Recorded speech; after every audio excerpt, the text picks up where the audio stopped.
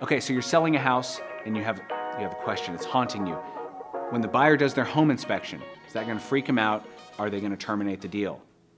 Maybe. It kind of depends on the state of the market, honestly, a little more than anything else. Because if there's a ton of inventory in your market and you're selling an older home, you do need to be aware that a buyer will likely get freaked out on the home inspection. Real estate agents have a love-hate relationship with home inspectors.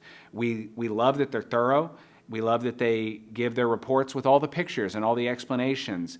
But from our professional perspective, it often seems like they make things scarier than they actually are. Now, sometimes they really do find scary stuff, okay? So that's cool. That's good. But just keep in mind, if you're selling a house and it's older, the buyer's going to get a home inspection, and if they've never bought a house before especially, they're probably going to get freaked out. And they might terminate the deal based off of that home inspection because they see a lot of other houses on the market. They don't realize yet that all those houses are going to have home inspections that are very similar to the one they just had with your property.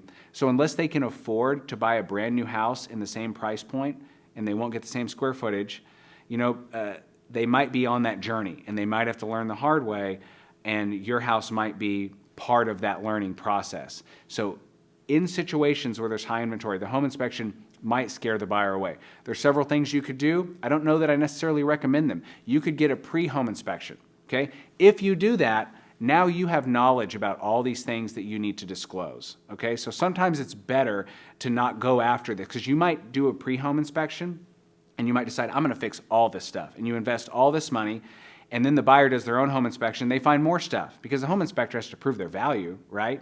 So you just invested all this money trying to cure the issues of the home inspection that you paid for, and then the buyer still found other issues. Sometimes it's better just to let the buyer do their inspection, tell you what their concerns are, try to negotiate it. So be prepared for that.